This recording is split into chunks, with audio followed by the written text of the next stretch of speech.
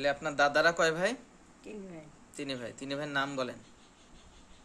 আমার দফাদার, কসার দফাদার, তসির দফাদার। আচ্ছা, এখন ওই যে আহমদ দফাদার, এনার ছেলে কয়জন? আমাদের আমার দফাদার হুম। জানি আমি একটা ছিল বড় দফাদার।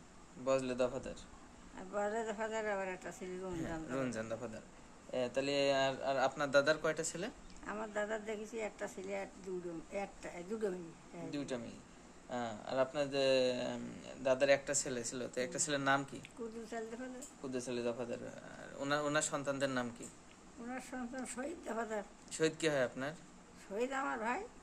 আপনার আপন ভাই? আপন ভাই না, এক রক্ত। আচ্ছা আচ্ছা। ওই যে তাহলে হচ্ছে কুদ্দুস আলী দফাদারের কি দুইটা বউ ছিল নাকি? ছিল। আমার মামা রিগেলে বিয়ে করিল, সংসার ছিল। আচ্ছা, তাদের কারা আছে? তাদের সন্তান? তাদের আছে, হাফিজের আছে, আর কয়টা মেয়ে আছে সালে মরে না। আচ্ছা, ওরা তো মনে হয় কামারপাড়াতে থাকে না? ওরা নেই তো, দুনিয়ায় নেই। দুনিয়ায় নেই। আচ্ছা দুনিয়ায় নেই। আচ্ছা আচ্ছা। ওই যে আপনার দাদার যে আর একটা ভাই ছিল তসির দফাদার, তাই তো? এই তসির দফাদারের কয়টা ছেলে? আমরা দেখি শুধু দুটো ছিল। জোরে বলেন, কয়টা ছেলে? দুটো। আচ্ছা, দুটো ছেলে। নাম কি তাদের? একটার নাম আবুল দফাদার, ফজর আলী দফাদার। আচ্ছা, তো এই আবুলের কয়টা ছেলে? আবুলের এখন তিনটে ছেলে। কিরা কিরা? আব্দুল সামাদ, হুম। আব্দুল খলিল, আব্দুল আজিদ। আচ্ছা আচ্ছা। আর ফজর আলীর? ফজর আলীর কলাম না দুটো, ওই খালেক, হুম। মালেক, হুম। তালেব, আচ্ছা আবু তালেব, আচ্ছা এইসব জুমারদার, আচ্ছা আচ্ছা। ঠিক কুকলোর আছে। গু খবরদার। আমরা সকল পাতাম খালেক, মালেক, জুমারদার, কুকলোর গু খবরদার। আচ্ছা আচ্ছা, ঠিক আছে। এইসব। তা ওই আপনার বাসার পাশে আমার যে রাস্তাটা, এই রাস্তা সম্পর্কে আপনি ঠিক কয়েকটা কথা বলছিলেন যে আব্দুর শহীদের ছিল আগে কি, মানে আপনাদের ছিল আগে কি?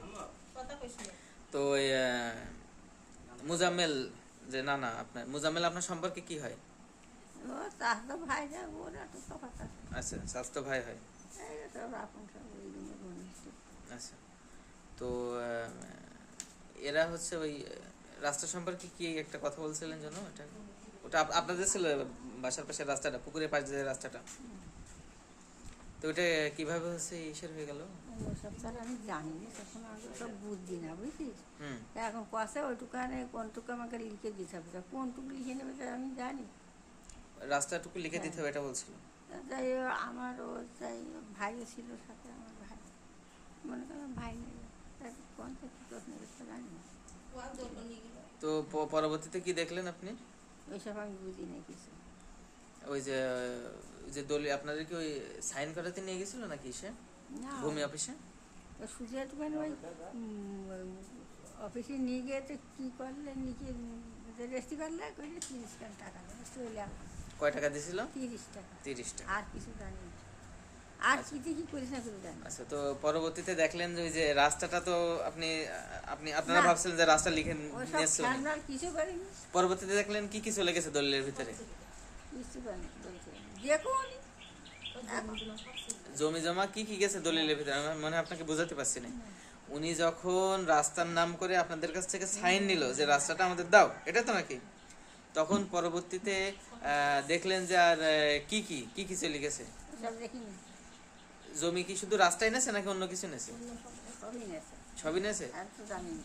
তার ভিতরে কি কি আপনার জানা মতে বা আপনার স্মরণ আছে এরকম কোন কোন জমিগুলো আপনাদের ছিল, আপনার বাবা ছিল? ওখানে একটা রাস্তা, এই রাস্তা, আর এই ছিল একটা কোন জায়গায় কোটা ছিল? কোরা ছিল, এই রমান বাড়ি করেছে। আচ্ছা, আব্দুর রহমান বাড়ি করছে। হ্যাঁ। তো ও কোটায় আবার আমার বাপ আমরা মাছ মারেছি। কোটার ওপরে যে জমিটা, ওই জমিটা আমার বাপ আবাদ করেছে, এটা দেখেছি। আচ্ছা। তারপরে সে পরের জিনিস করেছি কি বাপের জিনিস করেছি তা তো জানি না। আচ্ছা আচ্ছা। এইসবগুলো দেখি, এখন দেখছি সেসব লোকের চলে গেছে। মানে এখন দেখছেন লোকে চলে গেছে, এমনি আপনারা বিক্রি করে নেবে এরকম কিছু করেননি? আচ্ছা, ঠিক আছে।